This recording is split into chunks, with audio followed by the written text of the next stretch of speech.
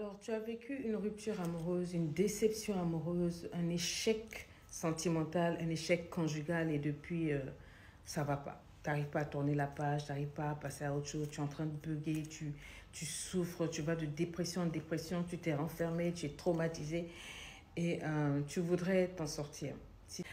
La première des choses que je voudrais te dire, si tu veux te sortir d'une blessure, d'une rupture amoureuse, d'une déchirure amoureuse, ce que j'appelle une arnaque amoureuse, une arnaque émotionnelle, tu t'es fait arnaquer.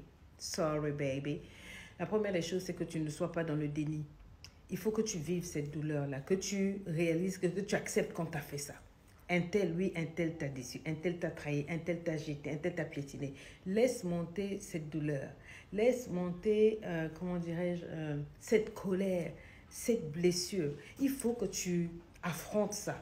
C'est humain, c'est normal. Ne laisse pas les gens te juger pour dire ah, laisse tomber, arrête de pleurer. Non, moi je te dis pleure. You need that. Tu en as besoin, pleure. Pleure comme s'il faut. Fais ta veille, il faut que tu vives ça. Il m'a fait ça. Tu te refoules pas. Tu refuses de te laver au moins 2 jours. On peut te pardonner. Tu refuses de manger. Tu refuses de faire ceci. Il faut que tu vives ta douleur. C'est important parce que si tu encaisses ça et que tu es dans le déni, le jour où ça va ressortir, ça peut être mais très grave. Cette personne qui t'a blessé ne doit plus avoir accès à toi. Si tu veux t'en sortir, prendre la distance. Moi, on me dit non, quand tu bloques, quand tu bannis ces gamins, non. Moi, je ne suis pas dans ça. Je veux guérir, je ne veux plus entendre parler de toi. Je te bloque, je te bannis partout. Je ne réponds pas. Tu viens, tu sonnes, tu klaxonnes, tu fais tout ce que tu veux comme ta page. I'm not dealing with you. Je ne te calcule pas. Tu sors de mon espèce de matter of fact, je t'erase, je te gomme de mon monde. Prends de la distance, éloigne-toi de cette personne émotionnellement, physiquement, spirituellement. Coupe tout contact. Écrire, c'est thérapeutique. Ça va t'aider. Écris ce qui se passe. Écris. Parce que si je te dis de trouver quelqu'un en qui tu as confiance, un ami, une meilleure amie, ta mère, quelqu'un ton confident, pour lui en parler, tu peux me dire, ouais, mais la personne va penser mieux. Moi, je préfère que tu t'exprimes, que tu ressortes ce qui se passe à l'intérieur de toi. Trouve quelqu'un en qui tu peux faire confiance, un coach, un pasteur, un ami, un thérapeute, ton journal intime, why not? Et tu écris tous les noms d'oiseaux que tu as envie de lui donner là. Écris ça, jot it down there. Tu écris. Le fait d'écrire, ça va te permettre de mettre des mots sur ta douleur, ça va te guérir. Avec le temps, ça va t'apaiser parce que tu ne peux pas l'appeler pour le dire. Tu ne vas surtout pas te rabattre sur ton SMS, ton téléphone, ton WhatsApp et puis écrire à cette personne pour le lui poster. Non, tu peux faire un game, tu lui écris sur une feuille, après tu déchires. Ou bien tu écris quelque part et puis tu supprimes. Le but, c'est de faire sortir, d'exprimer ce que tu ressens. Parce que si tu gardes ça à l'intérieur de toi, badaboum, la bombe atomique, ça va chauffer. Fais le point. Revois un peu, assieds-toi et fais le point de tout ce qui s'est passé, de cet incident-là. Qu'est-ce qui s'est réellement passé? Le but, c'est quoi? C'est de t'enlever le poids émotionnel. Mets-toi peut-être à la place de la personne. Je n'ai pas dit de pardonner, je n'ai pas dit de comprendre ce que la personne a fait. Essaie de te mettre dans une posture où tu veux revoir ce qui s'est passé. Est-ce que ce qui s'est passé est correct? Est-ce que de son point de vue, il avait raison? Est-ce que moi, de mon point de vue, j'ai raison? Repasse la chose correctement pour tirer des leçons, pour voir quelles ont été tes faiblesses, qu'est-ce que tu n'aurais pas dû faire, qu'est-ce que tu as fait, est-ce que tu as mérité ce qui arrive, est-ce que. Ça va te permettre de mûrir, ça va te permettre de grandir beaucoup plus vite, t'asseoir et faire le point, un tour de la situation comme une personne mature et majeure à l'âge d'Ésaïe, là j'aurais pas dû et tout. À la fin, tu prends ta décision en personne mature, tu dis voilà, ok, ça s'est passé, voilà ce que j'ai tiré comme leçon, j'ai fait ça. Maintenant, voilà les leçons que j'ai tirées, je ferai ça à l'avenir et tout. Tu vas voir que tu vas souffrir, mais beaucoup moins au fur et à mesure que tu vas le faire. Pour guérir, il va falloir que tu travailles sur le pardon. Le pardon que tu vas donner à cette personne et le pardon que tu vas te donner à toi-même. Parce que quand on sort d'une rupture amoureuse, forcément, si tu as fait l'exercice précédent, à savoir faire le point, il y a forcément des choses que tu n'aurais pas dû faire, que tu as fait. Il ne faut pas te voiler la face, dire « Ouais, moi, je suis la toute puissante, la plus magnifique. Dans toute cette relation, j'étais la meilleure. » Non, tu as mal fait certaines choses. Donc, si tu as vraiment fait un bon plan de travail de tout ce qui s'est passé, travaille sur ce que tu as mal fait.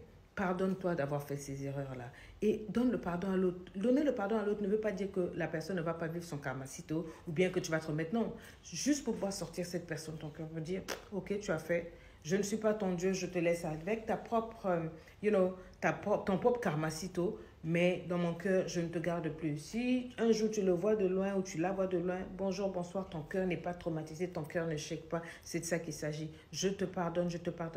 C'est un travail que tu vas faire avec toi-même. toute seule. Je ne t'ai pas dit de prendre ton téléphone pour dire, tu sais ce que tu m'as fait la dernière fois là, je te pardonne. Hein. Ce n'est pas ce que j'ai dit. Ça se passe pour toi-même. Le but, c'est de le sortir de ton cœur, de la sortir dans ton cœur. Offre-lui le pardon. Parce qu'elle ne viendra jamais te demander pardon et tu n'en as pas besoin. Moi, je te pardonne, j'ai tourné la page, je passe à autre chose. Et je me pardonne par-dessus tout parce que voilà. Je suis humaine, j'ai aimé, j'aurais pas dû et tout et tout. Et puis voilà, c'est ce que tu vas faire, tu vas te recentrer sur toi-même. Tu vas te reprendre en charge et en main. Tu vas reprendre du sport, de la marche, du jogging, du yoga. Tu vas aller te faire masser, tu vas faire ce grand gommage puisque tu as fait des jours sans te laver. Tu vas enfin te brosser les dents, te brosser les cheveux et sortir de chez toi et puis aller, voilà, ça et là à la piscine, voyager avec des amis. Tu vas retrouver ta passion. Tu vas retrouver ta passion et te recentrer sur ce qui est plus important, c'est-à-dire toi. Il faut que tu rééquilibres ton alimentation, une bonne hygiène de vie, que tu te reprennes à dormir à temps, que tu passes pas ton temps à écouter des musiques dépressives. Voilà, tu me vires tout ça, tout ce qui est dépressif, tout ce qui te rappelle la personne. Oups, tu vires tout ça. On se reconcentre, on se ressent sur soi. Voilà, on reprend le contrôle de sa life, quoi. Il est important à ce niveau-là que tu établisses des limites. Soit tu décides de ne plus donner accès ou bien tu limites l'accès de cette personne qui est peut-être encore dans ta vie. En tout cas, sur la base des leçons que tu as tirées, tu ne refais plus les mêmes erreurs. Il y a des personnes qu'il faut carrément virer. Il y a des personnes qu'il faut aimer from afar. Des personnes qu'il faut aimer from afar. C'est-à-dire, tu les aimes mais de loin. Tu les détestes pas. Tu traites le moins possible avec ces personnes, mais ça ne veut pas dire que tu les aimes pas. Donc, tu prends les dispositions qui s'imposent pour que cette personne ne soit plus en accès direct avec ta vie. Tout le monde ne doit pas avoir accès à ta vie. J'ai envie de te dire, pour vraiment tourner la page, et un esprit de gratitude. Merci pour cette douleur, merci pour cette déchirure, merci pour cette rupture, merci pour cette trahison, merci pour ce mal que tu m'as fait. Si tu continues à voir comme ça, à le dire, à te répéter ça, à te ressentir, c'est ça. Tu vas tourner la page plus vite que tu ne l'imagines. Moi, je dis toujours qu'il faut savoir tirer du positif de tout ce qui nous arrive. La vie nous apporte des épices sous la forme des épreuves, sous la forme de ces gens-là qui nous font du mal.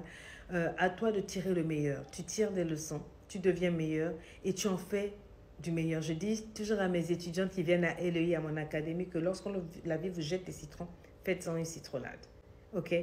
Tu as vécu une rupture, qu'est-ce que tu peux tirer de bon de cette rupture-là? Deviens meilleur, deviens la meilleure version de toi, afin qu'un jour, si tu rencontres cette personne qui t'a fait du mal, cette personne se rend compte qu'elle a voulu te briser.